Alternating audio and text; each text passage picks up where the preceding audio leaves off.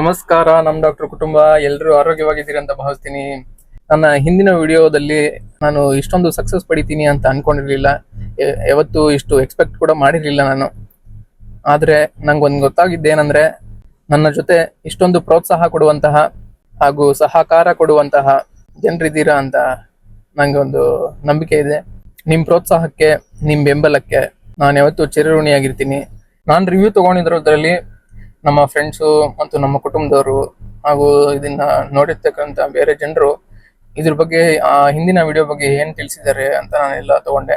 ಅಂದ್ರೆ positivity and negativity ಎರಡನ್ನೂ ನಾವು ನೋಡ್ಬೇಕು. ಯಾಕಂದ್ರೆ ಇದು ನನ್ಗೆ ಇಷ್ಟ ಬಂದಂಗೆ ನಾನ್ ಮಾಡ್ಕೊಂಡು ಹೋಗಕ್ಕೆ, ಇದು ನಾನ್ ವಿಡಿಯೋ ಮಾಡಿದ್ರೆ ಬರೀ ನಾನ್ ಮಾತ್ರ ಕುತ್ಕೊಂಡ್ ಮನೇಲಿ ನೋಡ್ಬೇಕಾಗುತ್ತೆ. ಇದು ಜನ ನೋಡ್ಬೇಕಾದ್ರೆ ಜನರಿಗೆ ಹೇಗೆ ಇಷ್ಟ ಆಗುತ್ತೆ, ಯಾವ ತರ ಒಂದು ಸಿಚುವೇಶನ್ಸ್ ಇಷ್ಟ ಆಗ್ತಾ ಇದೆ, ಹಾಗೂ ಯಾವ ತರ ವಿಡಿಯೋ ಮಾಡಿದ್ರೆ ಚೆನ್ನಾಗಿರುತ್ತೆ ಅನ್ನೋವಂತ ರಿವ್ಯೂಸ್ ನಾವು ತಗೊಂಡು ನೆಕ್ಸ್ಟ್ ವಿಡಿಯೋಗೆ ಸರಿಪಡಿಸ್ಕೊಂಡ್ರೆ ಅದು ಇನ್ನ ಮತ್ತಷ್ಟು ಜನಕ್ಕೆ ರೀಚ್ ಆಗ್ಬೋದು ಈ ನಮ್ಮ ವಿಡಿಯೋ. ಇದರಲ್ಲಿ ನಮಗೆ ಬಂದಂತಹ ಕೆಲವೊಂದು ರಿವ್ಯೂಸ್ ಏನಪ್ಪಾ ಅಂದ್ರೆ, ಕೆಲವರು ಕ್ಯಾಮ್ರಾ ಆಂಗಲ್ ಸ್ವಲ್ಪ ಚೇಂಜ್ ಮಾಡ್ಕೊಳ್ಳಿ ಅಂದ್ರು, ಹಾಗೂ ಕೆಲವರು ಹೋದ್ ವಿಡಿಯೋ ಅಲ್ಲಿ ಮಧ್ಯದಲ್ಲಿ ಎಲ್ಲೋ ಒಂದ್ ಕಡೆ ಸ್ವಲ್ಪ ಅಬ್ರಪ್ಟ್ ಆಗಿ ಕಟ್ ಆದಂಗಿತ್ತು ಅಂತ ಹೇಳಿದ್ರು. ಹಾಗೂ ಮತ್ತೊಂದು, ಇನ್ನಷ್ಟು ಸ್ಪಷ್ಟವಾಗಿ ನೀವು ಮಾತಾಡ್ಬೇಕು. ಯಾಕಂದ್ರೆ ನೀವು ಒಬ್ಬ ವ್ಲಾಗರ್ ಆಗ್ತಾ ಇರ್ಬೇಕಾದ್ರೆ, ಒಬ್ಬ ಡಾಕ್ಟರ್ ಆದ್ರೂ ಅಷ್ಟೇ, ಒಬ್ಬ ವ್ಲಾಗರ್ ಆದ್ರೂ ಅಷ್ಟೇ, ನಿಮ್ ಮಾತನ್ನ ಕೇಳಿಸ್ಕೊಬೇಕಂದ್ರೆ ಜನ, ನಿಮ್ ವಾಯ್ಸ್ ಅಲ್ಲಿ ಒಂದು ತಾಕತ್ತಿರ್ಬೇಕು. ಹಾಗೂ ನಿಮ್ಮ ವಾಯ್ಸೇ ಈ ಇಡೀ ಜರ್ನಿಗೆ ಒಂದು ವೆಪನ್.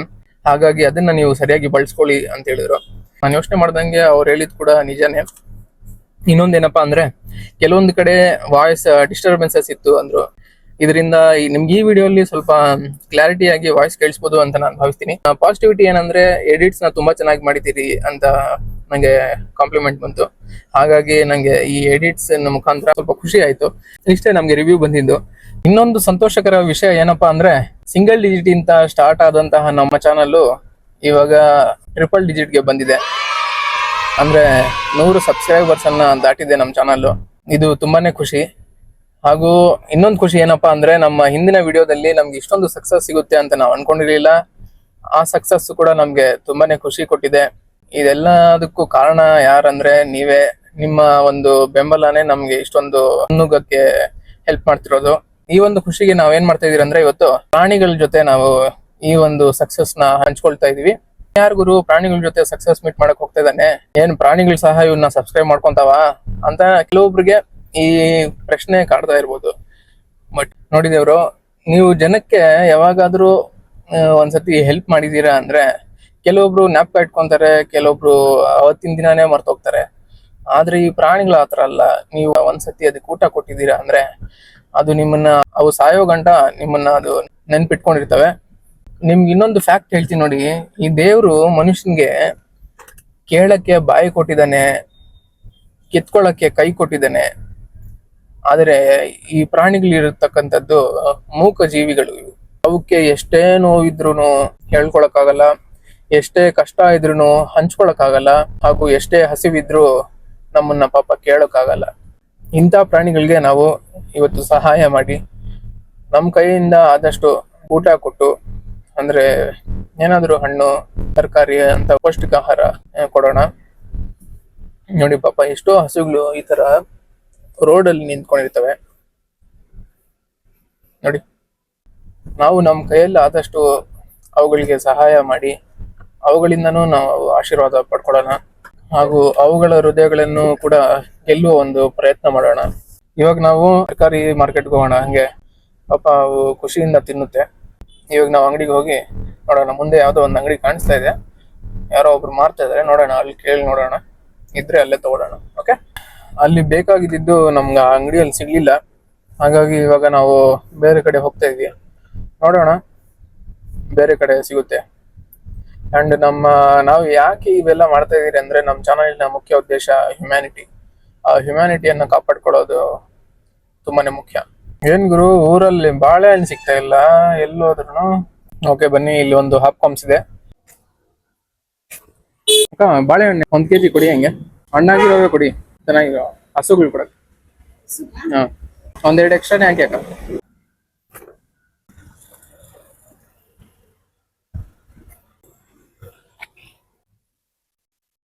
ಓಕೆ ದೇವರು, ಬಾಳೆಹಣ್ಣು ತಗೊಂಡಿದ್ದಾಯ್ತು. ಇವಾಗ ಸೌತೆಕಾಯಿ, ಕ್ಯಾರೆಟ್ ತಗೊಂಡೋಗೋಣ. Let's go. ವಯಸ್ಸು ಯಾವತ್ತೂ ಅಷ್ಟೇ, ಪ್ರಯಾಣ ಮಾಡುವಾಗ ಸೀಟ್ ಬೆಲ್ಟ್ ಹಾಕೊಳ್ಳಿ. ದೇವರು ಹಂಗೆ ಹೋಗ್ತಾ ಇರ್ಬೇಕಾದ್ರೆ ನೋಡಿ ಹಿಂಗೆ ತೋರಿಸ್ತೀನಿ ನೋಡಿ, ಹಿಂಗೆ ಪಾಪ ನಿಂತಿದ್ದಾವೆ, ಹಸು ದನ ಎಲ್ಲ ನಿಂತಿದ್ದಾವೆ ಪಾಪ. ಇವಕ್ಕೆ ಇನ್ನೂ ನಾವು ಕ್ಯಾರೆಟ್ ಸೌತೆಕಾಯಿ ಎಲ್ಲ ತೊಗೊಂಡಿಲ್ಲ, ಬಟ್ ಬರೋವಾಗ ಇದು ಇರ್ತಾವೋ ಇಲ್ವೋ, ಬೇರೆ ಕಡೆ ಎಲ್ಲಾದ್ರೂ ಹೋಗಿರ್ತವೆ. ಹಾಗಾಗಿ ಇವಾಗ ನಮ್ಮ ಹತ್ರ ಇರ್ತಕ್ಕಂತಹ ಬಾಳೆಹಣ್ಣನ್ನ ಪಾಪ ಇವಕ್ಕೆ ತಿನ್ಸ್ಬಿಟ್ಟು ಆಮೇಲೆ ಹೋಗೋಣ ಮುಂದಕ್ಕೆ. ನಮ್ಗೆ ಇವಾಗ ಸದ್ಯಕ್ಕೆ ಯಾರು ಕ್ಯಾಮ್ರಾಮನ್ ಇಲ್ಲ, ಹಾಗಾಗಿ ನಮ್ಮ ಫೋನ್ನ ಇಲ್ಲೇ ಕಾರಲ್ಲೇ ಇಡೋಣ, ಇಲ್ಲಿಂದನೇ ರೆಕಾರ್ಡ್ ಆಗ್ಲಿ. ನೋಡೋಣ.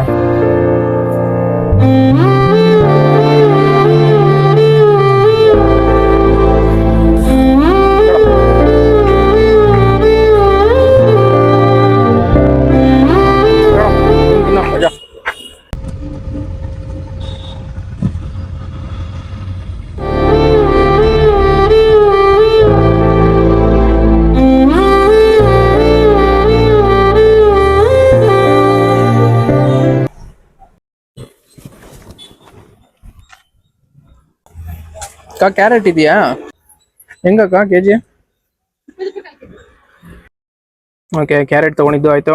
ಓಕೆ, ಇನ್ನು ಸೌತೆಕಾಯಿ ಒಂದು ಬಾಕಿ ಇದೆ. ಸೌತೆಕಾಯಿ ಒಂದು ತಗೊಂಡ್ರೆ ಹಸುಗಳನ್ನ ಹುಡುಕಿ, ಹಸು ದನ ಕರು ಏನಿದ್ರು ಹುಡುಕಿ ಕೊಟ್ಬಿಡೋಣ ಪಾಪ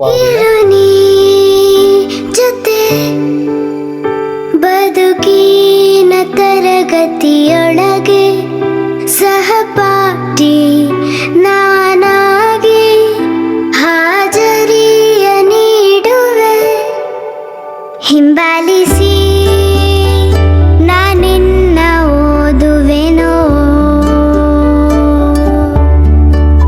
ಇನ್ನಾರಿಗಂತೂ ಹೇಳದಿರೋ ಕತೆಯೊಂದ ಹೇಳುವೆ, ನೀನೇ ನನ್ನ ಪಾಠವು, ನೀನೇ ಪೂರ್ತಿ ಅಂಕವು, ನನ್ನ ಬೆರಳನ್ನು ಹಿಡಿ ನೀನೆ ಜೋಪಾನ ಮಾಡಿಕೋ ಸಹಪಾಠಿಯೇ. ಹಾಡೊಂದ ಹಾಡುವೆ, ನೀನೇ ನನ್ನ ಪಾಠವು, ನೀನೇ ಪೂರ್ತಿ ಅಂಕವು, ನನ್ನ ಬೆರಳನ್ನು ಹಿಡಿ ನೀನೆ ಜೋಪಾನ ಮಾಡಿಕೋ ಸಹಪಾಠಿಯೇ. ದೇವರು. ನಾವು ಇವಾಗ ಬಿಸ್ಕೆಟ್ ತಗೊಂಡಿದ್ದು ಆಯ್ತು ಪಾಪ. ಅಲ್ಲಿ ಹಸುಗಳಿಗೆ ಕರುಗಳಿಗೆ ಎಮ್ಮೆಗಳಿಗೆ ತಿನ್ಸಿದ್ದು ಆಯ್ತು.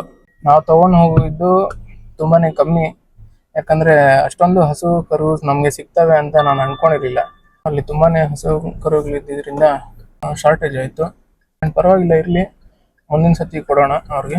ನಾವು ಆಸ್ ಎ ಡಾಕ್ಟರ್ ಸಂಪಾದನೆ ಮಾಡೋದು ಬಹಳಷ್ಟು ಇರುತ್ತೆ. ಬಹಳಷ್ಟು ಪೇಷಂಟ್ಸ್ನ ನಾವು ನೋಡಬೇಕು ಮತ್ತು ಅವ್ರಿಗೆ ನಾವು ಸಹಾಯ ಮಾಡಬೇಕು. ಪಾಪ ಅವರು ನಾವು ಆ ಥರ ಫ್ರೀಯಾಗಿ ಸಹಾಯ ಮಾಡ್ಕೊಂಡಿದ್ರೆ ನಾವು ಬದುಕೋಕ್ಕಾಗಲ್ಲ.